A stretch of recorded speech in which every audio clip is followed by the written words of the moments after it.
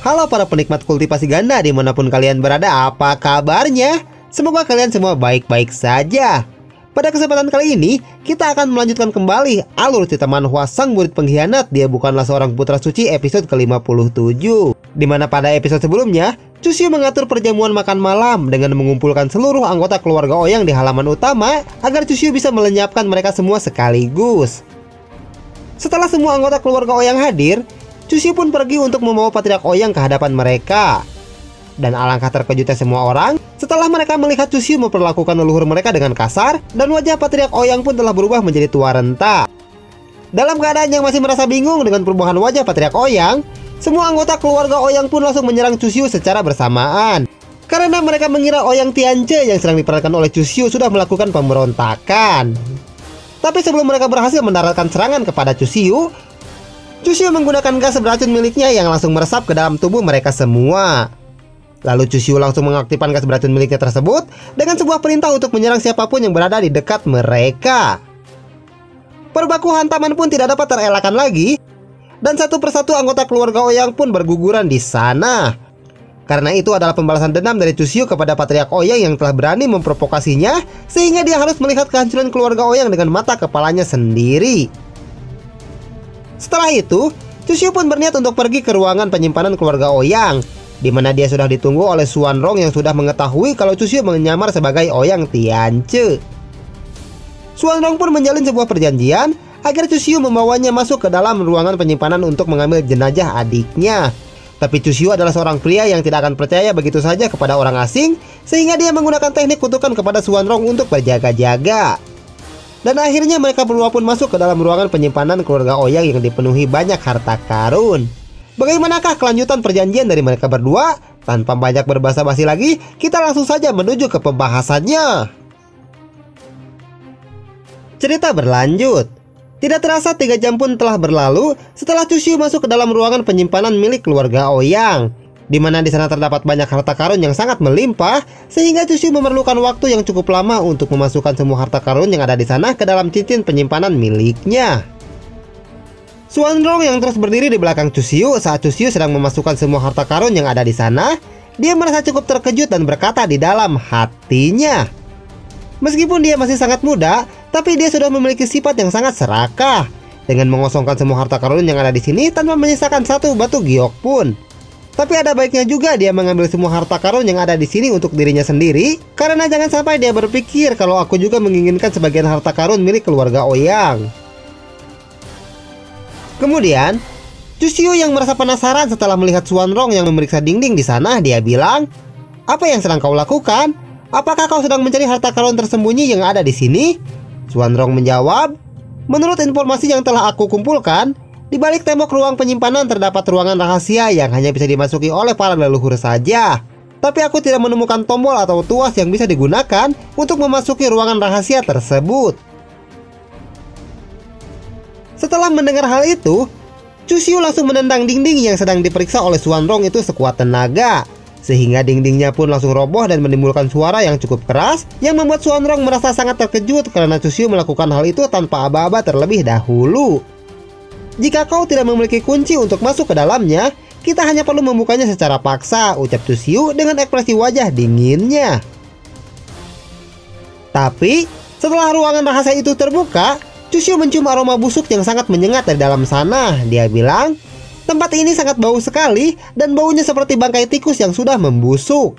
Sementara Xuanrong, dia terlihat sangat terkejut karena dia melihat sesuatu yang membuatnya tercengang setelah mereka masuk ke dalam ruangan rahasia tersebut.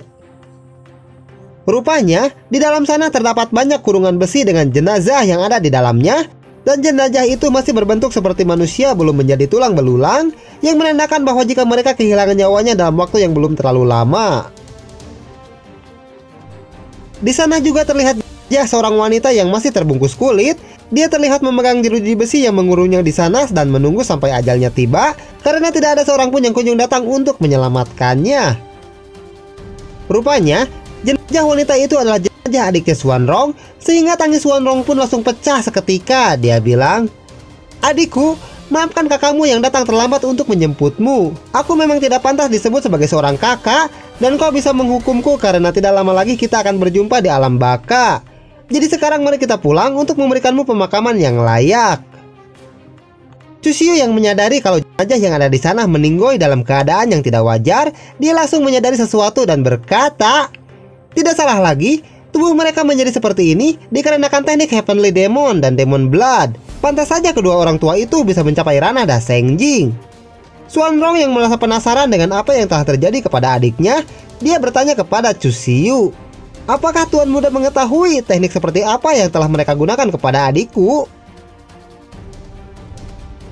Chu Xiu pun membayangkan kitab terlarang Heavenly Blood. Dia bilang, teknik Heavenly Demon adalah teknik tingkat immortal dari kitab Demon Blood. Teknik itu membutuhkan cairan merah dari seorang perawan untuk menggantikan sel yang sudah menua dari penggunanya. Sehingga hal itu bisa menghambat penuaan, meningkatkan kultivasi, dan juga mempermudah penggunanya dalam mempelajari teknik baru. Wajah Chu Xiu pun langsung berubah menjadi serius dan berkata di dalam hatinya, bagaimana bisa keluarga Ouyang mengetahui teknik ini? Karena setahuku, teknik ini hanya bisa diwariskan oleh seseorang yang memiliki garis keturunan Demon Blood, di mana pewarisnya harus meminum cairan merah dari leluhur mereka. Hanya dengan cara itu saja seseorang bisa mempraktekkan teknik Heavenly Demon ini. Lalu Chu Xiu pun berjalan pergi dari sana dan berkata kepada Xuanrong, ambillah jasad adikmu lalu pergi dari sini. Melihat Chu Xiu yang hendak pergi dari sana, Xuanrong pun bertanya, Tuan Muda, kenapa kau terburu-buru seperti itu? Chu Xiu menjawab, secara diam-diam keluarga Ouyang telah berhubungan dengan klan Demon, jadi akan sangat berbahaya bagimu jika kau berada terlalu lama di tempat ini. Karena bisa saja kau akan terkena sejenis kutukan yang berbahaya. Kita harus cepat menemukan petunjuk tentang Dozimi, lalu segera pergi dari kota Hongdong. Kemudian, sementara Xuanrong memindahkan jasad adiknya dari ruangan rahasia itu, Chu Xiu pun pergi ke kediaman Ouyang Ye untuk mencari petunjuk tentang Dozimi yang dikatakan oleh Xuanrong kepadanya. Lalu Pei Yan pun datang menemui Chu Xiu menggunakan teknik teleportasi miliknya, karena situasi di kediaman keluarga Ouyang sudah sepenuhnya berada di bawah kendali Chu Xiu. Pei Yan yang mengkhawatirkan keadaan Chu Xiu setelah Chu Xiu melenyapkan keluarga Ouyang seorang diri, dia bertanya kepadanya, Yang Mulia Putra Suci, aku telah membereskan semua jenazah keluarga Ouyang, tapi apakah kau baik-baik saja dan tidak terluka? Chu Xiu yang terus memeriksa barang-barang yang ada di sana, dia tidak menoleh sedikit pun ke belakang setelah Pei Yan datang ke tempat itu. Dan dengan sikap dinginnya Chu Xiu bilang, kau tidak perlu khawatir karena aku baik-baik saja. Aku sedang mencari sesuatu di sini, dan setelah aku menemukannya, kita akan segera pergi dari sini. Karena aku curiga kalau keluarga Ouyang telah berkomplot dengan Demon Blood. Tentu saja Pei Yan pun terkejut mendengarnya. Dia bilang, sulit untuk dipercaya. Mereka berani sekali mengkhianati umat manusia dan bekerja sama dengan klan Demon. Sambil terus memeriksa semua barang yang ada di sana, Chu Xiu kembali berkata, itu adalah jalan pintas yang mereka gunakan untuk mendapatkan kekuasaan. Kalau hanya menjual ras mereka sendiri, itu bukanlah masalah yang besar bagi mereka. Lalu berkata di dalam hatinya, aku tidak bisa menemukan petunjuk apapun tentang Dozimi. Apakah Xuanrong telah berbohong kepadaku? Lalu Chu Xiu menghela napas setelah tidak menemukan petunjuk apapun, meskipun dia sudah memeriksa di seluruh kediaman Ouyang Ye. Sehingga Pei Yan pun bertanya kepadanya, Yang Mulia Putra Suci, sebenarnya apa yang sedang kau cari? Izinkan aku untuk membantumu mencarinya. Tapi, setelah Pei Yan maju ke depan untuk membantu Chu Xiu mencari petunjuk tersebut, Chu Xiu malah langsung merawel boal Pei Yan yang membuat Pei Yan terkejut. Chu Xiu bilang, kau tidak perlu khawatir, meskipun aku menginginkan kekuatan yang besar, tapi aku bukanlah orang gila yang akan mengorbankan ras sendiri untuk mewujudkannya. Karena aku lebih memilih rasku sendiri daripada ras klan lain. Yang Mulia Putra Suci, tolong jaga tanganmu. Tapi Chu Xiu menghiraukan perkataan dari Pei Yan. Lalu di saat Chu Xiu hendak melepaskan stres dengan berkultivasi ganda bersama Pei Yan karena tidak dapat menemukan petunjuk Dozimi, tiba-tiba lantai yang tidak sengaja diinjak oleh Chu Xiu mengaktifkan sesuatu yang merupakan alat pemicu tempat rahasia milik Ouyang Ye. Kotak kecil pun tiba-tiba muncul dari ketiadaan, sehingga membuat Chu Xiu dan Pei Yan yang akan melakukan ritual kultivasi ganda menjadi sangat terkejut. Setelah Chu Xiu secara tidak sengaja menginjak pemicu munculnya kotak kecil tersebut. Dari mana munculnya kotak kecil itu? Chu Xiu pun langsung membuka kotak kecil tersebut, di mana di dalamnya terdapat fragmen yang terlihat cukup aneh. Dan Chu Xiu pun berkata di dalam hatinya, pantas saja aku tidak bisa menemukannya dari tadi. Rupanya Pak Tua itu menyembunyikannya dengan sangat baik. dan aku harus mengaktifkan mekanismenya terlebih dahulu untuk bisa menemukannya. Lalu Cuxiu langsung menggenggam tangan Fei Yan karena mereka sekarang sudah terlihat seperti sepasang kekasih setelah Cuxiu mengkhianati masternya Qi Mengdi dan Hua Luofei yang sebelumnya menjadi mainan Cuxiu. Cuxiu bilang, "Fei Yan, aku sudah mendapatkan apa yang aku cari, jadi sebaiknya kita segera pergi dari tempat ini sebelum pihak klan Demon menyadarinya." "Baiklah Yang Mulia Putra Suci," ucap Fei Yan menjawab. Kemudian, setelah mereka berdua pergi dari sana, muncullah dua sosok makhluk dari portal teleportasi yang ada di atas kediaman keluarga Ouyang, di mana di sana terlihat kobaran api dan juga asap hitam yang cukup tebal karena Cuxiu membakar kediaman keluarga Ouyang sebelum mereka pergi dari sana. Rupanya, salah satu dari dua sosok yang baru saja datang ke sana itu adalah leluhur keluarga Ouyang yang merupakan pencuri cincin penyimpanan dari keluarga Ye beberapa waktu yang lalu. Dan dengan wajah yang terlihat sangat terkejut, dia bilang, "Oh, tidak, siapa yang telah menghancurkan keluarga Ouyangku saat aku tidak berada di sini?" Demon yang datang bersamanya pun berkata, "Rekan Dao Ouyangzi, sepertinya kita sudah terlambat meskipun kita langsung bergegas untuk kembali setelah mendeteksi ada sesuatu yang aneh di kediaman keluargamu."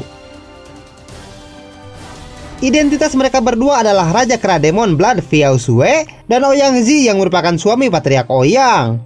Ouyangzi berkata, "Saudara Piao Xue, apakah aku bisa mengundang beliau untuk datang kemari dan kembali ke masa lalu untuk mengetahui siapa pelakunya? Karena aku tidak akan pernah bisa merasa tenang sebelum aku memotong-motong pelakunya dengan tanganku sendiri."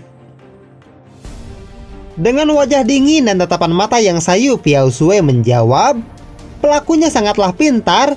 Dia menyusup kemari dengan menyamar sebagai Ouyang Tianche. Jadi kita sangat sulit untuk mengetahui identitas aslinya." Ouyangzi kembali berkata, "Tidak hanya itu, dia juga mengacaukan ruang dan waktu sehingga kita menjadi terlambat untuk datang kembali ke sini." Mendengar perkataan dari Ouyangzi, Piao Xue pun langsung menyadari sesuatu. Dia bilang, "Tunggu dulu, kau bilang dia telah mengacaukan ruang dan waktu? Rekan Dao Ouyangzi, tampaknya rahasia di antara kita telah diketahui olehnya. Orang itu pasti telah memasuki ruangan rahasia kita dan melihat jasad para perawan yang ada di dalamnya. Dia pasti bisa langsung menebak bahwa keluarga Ouyang kalian memiliki hubungan dengan klan Demon Blood kami." Ouyangzi pun langsung menjadi sangat panik setelah mendengar penjelasan dari Piao Xue. Dia bilang, "Kalau begitu ini buruk, kita harus segera menangkapnya sebelum dia mengatakan kepada pihak lain." Piao Xue menjawab, "Kau tidak perlu panik seperti itu. Meskipun masalah ini cukup rumit, tapi pasti ada jalan keluarnya. Karena jasad dari anggota keluarga Ouyang telah menghilang, mereka pasti dipindahkan ke ruang kehampaan. Itu pertanda setidaknya ada satu orang bijak di pihak mereka." Piao Xue pun langsung tersenyum, dan dengan senyuman jahat di wajahnya, dia bilang, "Kita bisa mendeteksi jejak energi spiritual dari fluktuasi kehampaan di kota Hongdong. Dengan cara itu, mungkin kita bisa menemukan petunjuk yang jelas dan bisa menangkap orang-orang yang menyembunyikan kepala dan ekornya dari kita. Cepat beritahu yang lainnya untuk segera bertindak secara berkelompok, karena kita akan memasang jaring untuk mereka, lalu kita akan lihat apakah mereka bisa melarikan diri dari wilayah Dongzu ini." Ouyangzi pun langsung menyetujui rencana itu, dan dengan wajah yang terlihat sangat murka setelah kehilangan istri dan seluruh anggota keluarganya, dia bilang, "Aku akan segera memerintahkan semua orang untuk segera menyisir seluruh tempat di wilayah Dongzu, dan aku tidak akan membiarkan satu ekor nyamuk pun bisa keluar dari wilayah ini." Kemudian, Ouyangzi langsung membuka portal untuk menjalankan rencana tersebut, sementara Piao Xue yang melihatnya dari belakang, dia berkata di dalam hatinya, "Aku merasa penasaran karena luka-luka Ouyangzi lebih cepat pulih dari biasanya, dan itu sangat mengganggu pikiranku untuk tidak memikirkannya. Apakah teknik rahasia legendaris yang telah lama hilang milik umat manusia telah didapatkan kembali?" Kemudian, tidak terasa 2 hari pun telah berlalu semenjak Cuxiu menghancurkan keluarga Ouyang, dan kabar tersebut langsung menyebar ke seluruh wilayah Dongzu, sehingga orang-orang dari kota bulan perak di wilayah Dongzu pun mengetahuinya. Salah seorang dari mereka berkata, "Apakah kau sudah mendengarnya? Kalau keluarga Ouyang di kota Hongdong telah dihancurkan dalam waktu semalam saja." Temannya menjawab, "Tentu saja aku sudah mengetahuinya, dan sekarang leluhur keluarga Ouyang yaitu Ouyangzi menjadi sangat marah, sehingga dia langsung mengerahkan banyak orang untuk mencari pelakunya, dan tidak ada satu orang pun yang boleh meninggalkan wilayah Dongzu ini." Di saat mereka sedang bergosip sambil minum teh, datang ke sana sekelompok orang yang sedang menyisir area di sekitar sana, sehingga mereka pun langsung menghentikan obrolan mereka dan sambil berbisik salah seorang dari mereka berkata, "Pelankan suara kalian karena ada orang-orang dari keluargamu yang sedang berpatroli." Wajah orang-orang yang sedang berpatroli itu terlihat sangat tidak ramah karena mereka sedang mencari pelaku yang telah menghancurkan keluarga Ouyang. Dan jika dilihat sekilas saja, orang-orang itu bukanlah orang biasa karena mereka adalah para kultivator yang memiliki tingkatan cukup tinggi. Chu Xiu yang juga sedang berada di kedai tersebut, dia memperhatikan mereka dengan seksama karena Chu Xiu sedang mencari informasi yang bisa dia gunakan untuk segera pergi dari wilayah Dongzu. Sepertinya ini tidak akan mudah. Orang-orang yang merupakan bawahan Ouyang Zi ada di mana-mana, sehingga akan sulit bagiku untuk pergi dari sini tanpa diketahui oleh siapapun.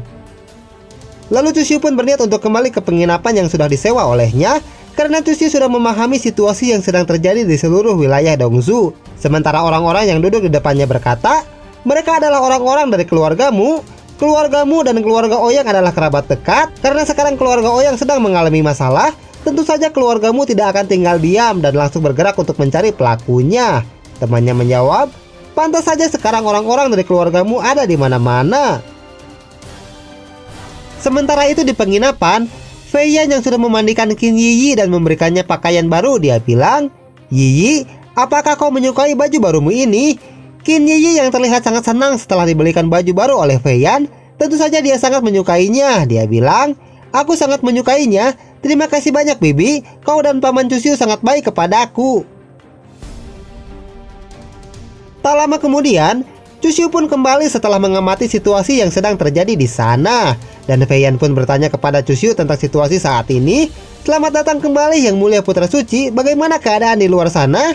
Apakah mereka masih berpatroli untuk mencari kita?" Chu Xiu pun langsung menutup pintu rapat-rapat dan mengambil napas panjang. Dia bilang, "Situasinya sangat rumit karena keluarga Ouyang bukanlah satu-satunya yang berkomplot dengan klan Demon Blood, tapi keluargamu sepertinya juga bersekongkol dengan mereka." Lalu Fei Yan langsung menyuguhkan teh untuk Chu Xiu yang baru saja kembali, dan dia menyampaikan usulannya kepada Chu Xiu. "Kalau memang seperti itu, aku akan menghadapi mereka sendirian untuk mengalihkan perhatian mereka. Kau dan Yiyi manfaatkanlah kesempatan itu untuk menaiki perahu terbang dan kembali ke wilayah selatan." Dengan wajah dinginnya, Chu Xiu pun mempertanyakan usulan dari Fei Yan itu. Dia bilang, "Fei Yan, apakah kau tahu konsekuensinya jika kau melakukan hal itu?" Fei Yan menjawab, "Kemungkinan terburuknya aku akan kehilangan nyawaku, tapi kau tidak perlu khawatir, karena aku tidak akan melakukan tindakan bodoh dengan menyerang mereka secara langsung. Aku akan mencari cara untuk bisa melarikan diri dari mereka, karena jika kau sudah sampai ke wilayah Tanah Suci Taisu, kau akan aman di sana." Mendengar usulan yang tidak masuk akal dari Fei Yan, Chu Xiu pun langsung berdiri dan menggetok dahinya. Dia bilang, "Dasar gadis bodoh, apakah kau berpikir kalau apa yang kau rencanakan itu tidak dipikirkan oleh mereka?" Fei Yan menjawab, "Aku mengusulkan ide ini karena kau adalah putra suci Taisu. Jadi aku khawatir siapapun kultivator yang kembali ke wilayah Tanah Suci Taisu akan menjadi sasaran mereka." Fei Yan pun langsung mengusap keningnya yang terasa sedikit sakit setelah digetok oleh Chu Xiu, dan sambil menggembungkan pipinya karena merasa sedikit kesal kepada Chu Xiu, dia bilang, "Yang Mulia Putra Suci, apakah pemikiranku ini salah? Aku melakukannya untuk kebaikan semua orang." Qin Yiyi yang masih bocah, dia tidak mengerti sama sekali yang sedang mereka bicarakan, sehingga dia hanya duduk saja sambil meminum teh manis di sana. Chu Xiu dan juga Fei Yan pun tidak menganggap kalau Qin Yiyi merupakan sebuah ancaman yang bisa menggagalkan rencana mereka, sehingga Fei Yan sama sekali tidak menganggap keberadaannya dan kembali berkata, "Sekarang kita tidak bisa menghubungi pihak Tanah Suci Taisu untuk meminta bantuan karena jarak kita terlalu jauh, dan kita juga tidak mungkin selamanya untuk bersembunyi di wilayah Dongzu ini, kan?" Chu Xiu menjawab, "Tentu saja tidak. Mereka tidak ingin bermain secara langsung, jadi aku juga akan bermain secara pelan-pelan dengan mereka." Lalu Chu Xiu memberikan uang kepada Fei Yan untuk membeli sesuatu. Dia bilang, "Pergilah untuk membeli apa yang sudah aku tuliskan di sini, dan setelah kau membelinya, cepatlah pulang ke sini." Fei Yan pun merasa sedikit bingung setelah Chu Xiu malah menyuruhnya untuk pergi berbelanja di saat mereka sedang membahas cara melarikan diri dari sana. Setelah Fei Yan membaca catatan tersebut, Fei Yan pun kembali bertanya kepada Chu Xiu, Yang mulia putra suci, bukankah semua ini adalah bahan untuk membuat pemurnian racun? Cucu pun hanya tersenyum sambil mengangguk tanpa mengatakan apa-apa karena ceritanya bersambung. Waktos nasep. Sakitu olanya pemirsa. Engke tapanglilah jeung dewek di episode selanjutnya. Terus dukung semua channel Jago Ngora agar kami semakin bersemangat untuk terus berkarya di masa depan. Maju dan berjayalah terus Jago Ngora Trot Lovers.